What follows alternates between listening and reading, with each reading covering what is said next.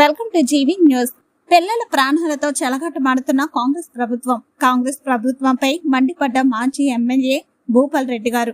నారాయణఖేడ్ నియోజకవర్గంలోని వెంకటాపూర్ గ్రామంలో ఈరోజు స్కూల్లో జరిగిన ఫుడ్ పాయిజన్ లో 47 మంది విద్యార్థులు అస్వస్థతకు గురయ్యారు. నారాయణఖేడ్ ప్రభుత్వ ఆసుపత్రిలో చికిత్స పొందుతున్న విషయం తెలుసుకుని ఆసుపత్రికి వెళ్లి విద్యార్థులను పరామర్శించి వారికి మెరుగైన వైద్యం అందించాలని డాక్టర్లను కోరిన గౌరవ నారాయణఖేడ్ మాజీ శాసనసభ్యులు మహారెడ్డి భూపాల్ రెడ్డి మాజీ ఎమ్మెల్యే మాట్లాడుతూ, ఈ కాంగ్రెస్ ప్రభుత్వం, ఈ ముఖ్యమంత్రి రేవంత్ రెడ్డి, అసమర్థత ఎంపీ మరియు ఎమ్మెల్యే ఈ నారాయణఖేడ్ నియోజకవర్గంలో విద్యా వ్యవస్థను భ్రష్టు పట్టించారని, నియోజకవర్గంలో పోట ప్రతి పాఠశాలలో రెసిడెన్షియల్ స్కూళ్లలో ఫుడ్ పాయిజన్ జరుగుతున్న నాయకులు పట్టించుకున్న పాపన పోలేదని, వీళ్లకు విద్యార్థుల ప్రాణాల కంటే వాళ్ళు జేబుల్లో డబ్బులు నింపుకోవడం ముఖ్యమని, గతంలో ఇదే వెంకటాపూర్ గ్రామంలో అంగన్వాడీ భవనంపై పిచ్చిపడి విద్యార్థులకు తీవ్ర గాయాలయ్యాయని గుర్తు చేశారు. విద్యాశాఖ మంత్రిగా ముఖ్యమంత్రి గారి ఉండి విద్యార్థుల జీవితాలతో చెలగాటమాడుతూ పూర్తిగా విద్యా వ్యవస్థను నాశనం చేస్తున్నారని తెలిపారు. ఈ నియోజకవర్గాల ఎంపీ మరియు ఎమ్మెల్యే ఉండి విద్యార్థుల గురించి, విద్యా వ్యవస్థ గురించి పట్టించుకున్న పాపన పోలేదని తెలిపారు.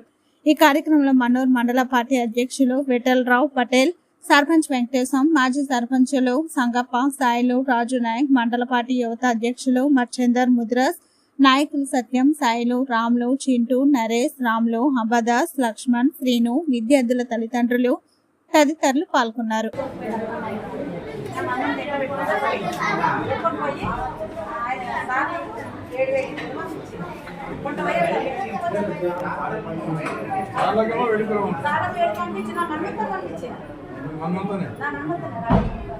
మన్మడు ఆయన కూడా బాగాలేదా?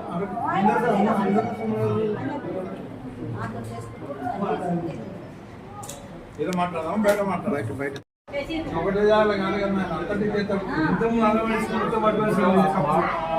ఒకసారి తర్వాత మోరగిలా అట్లా అయిపోయాయి. మోరగిలా పిల్లలంతా బయటకు వచ్చి మన భోజనం సరిగ్గా పెట్టలేదు, స్నానాలకు నీళ్ళు లేదని వాళ్ళే.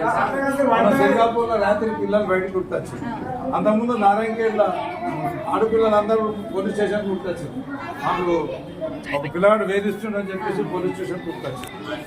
మొత్తం ఈ పిల్లలకు అంటే వాళ్ళ ప్రాణాలకు రక్షణ లేకుండా పోతుంది. వాళ్ళ వీళ్ళు కమిషన్ల కొరకని రాజకీయ నాయకులు కమిషన్ల కొరకని వాళ్ళు ఏం చేస్తారంటే ఈ టీచర్లతో కుమ్మకాయ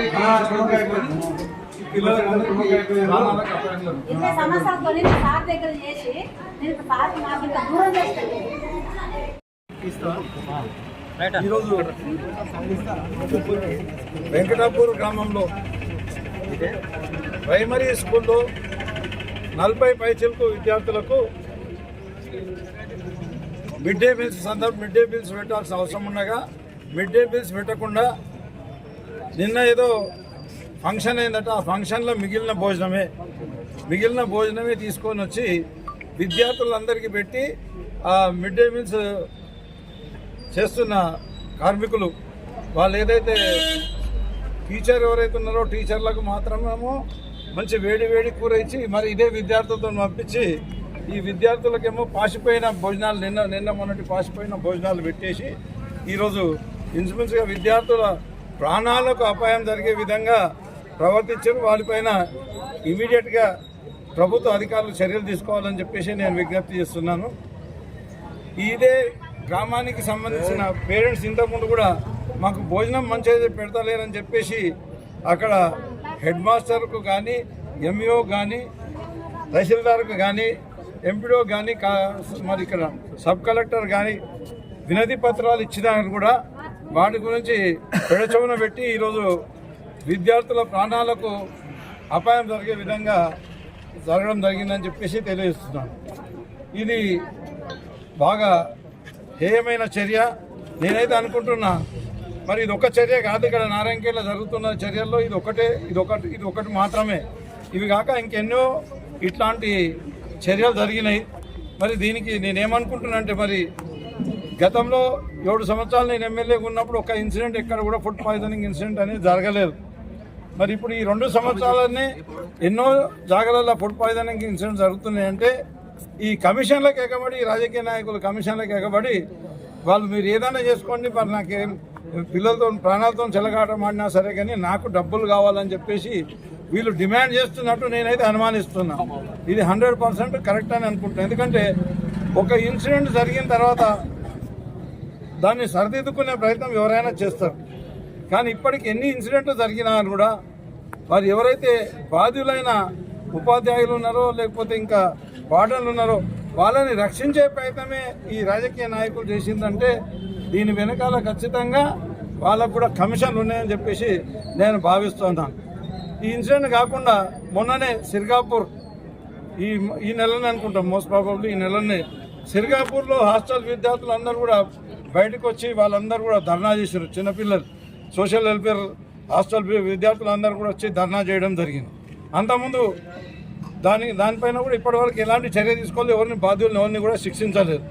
అంతకుముందు నల్లవాగు రెసిడెన్షియల్ స్కూల్లో ఒక విద్యార్థికి జ్వరం వస్తే వాడి ప్రాణం మీదకి వచ్చే వరకు విద్యార్థి ప్రాణం మీదకి వచ్చే వరకు ఆ ప్రిన్సిపాల్ పట్టించుకోకపోవడం మూలంగా లాస్ట్ మూమెంట్లో దవాఖానా పంపిస్తే ఆ విద్యార్థి ప్రాణాలు కోల్పోయిండు.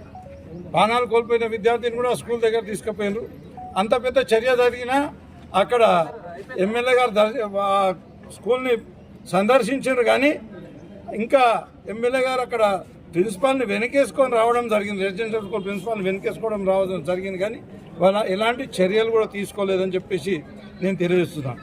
మరి ఇక్కడ నారాయణఖేడ్లో గర్ల్స్ హాస్టల్లో అమ్మాయిలందరూ రోడ్డు మీదకి రాత్రి 11 గంటలకు 12 గంటలకు రోడ్డు మీదకి వచ్చి చివరికి పోలీస్ స్టేషన్కి వచ్చి మమ్మల్ని శారీరకంగా మానసికంగా వేధిస్తున్నారని చెప్తే ఆయన మీద కేసు చేయడానికే అడ్డుకున్న ఈ కాంగ్రెస్ నాయకులు దీని మతలబ్ ఏముందో అర్థం చేసుకోవాలి. చివరికి మేమందరం వెంబడి పడితే అది కేసు అయింది, అప్పుడు రిమాండ్ అయింది. కానీ 24 అవర్స్ పోలీసులు కూడా ఆ ముద్దాయి వచ్చి పోలీస్ స్టేషన్లో కూర్చొని పైర్వీలు చేసుకుంటుంటే కేసు కాకుండా అడ్డుకుంటుంటే కూడా వాళ్ళని అరెస్ట్ చేయలేదు. అంతా మరి అక్కడ హాస్టల్ దగ్గర కూడా పోయి విద్యార్థులను వాళ్ళని నచ్చజెప్పే ప్రయత్నం చేసి కేసు పెట్టకుండా బతినాడుకునే ప్రయత్నం, కాంప్రమైజ్ కొరకని ప్రయత్నం చేస్తే దాని విషయంలో కూడా ఎలాంటి చర్యలు తీసుకోలేదు. చివరికి అయితే యాక్షన్ మేమందరం వెంబడబడితే యాక్షన్ తీసుకోవడం జరిగింది.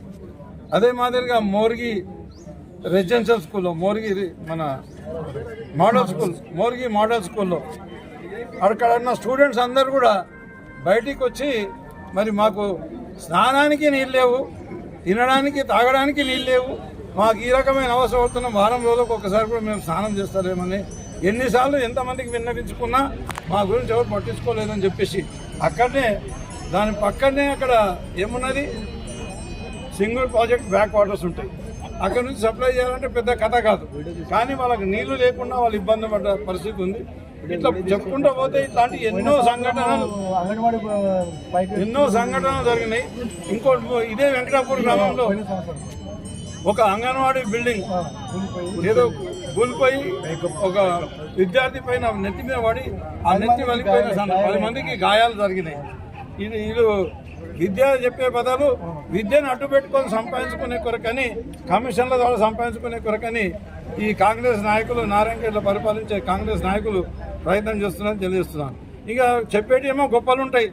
ఏమంటున్నారు వాళ్ళు, మేము ఇంటిగ్రేటెడ్ స్కూల్ని ఏర్పాటు చేసి ఇంటర్నేషనల్ స్టాండర్డ్స్తోని విద్యార్థులకు చదువు చెప్తామని చెప్పేసి మాట్లాడారు. ఇప్పుడు ఇంటిగ్రేటెడ్ స్కూల్ కొరకని అక్టోబర్ 18, 2024 నాడు ఫౌండేషన్ స్టోన్ వేసారు. వాసార్ గ్రామ శివార్లో ఫౌండేషన్ స్టోన్ వేసారు. ఇప్పటికీ ఒక గంపెడు మట్టి కూడా తీయలేదు.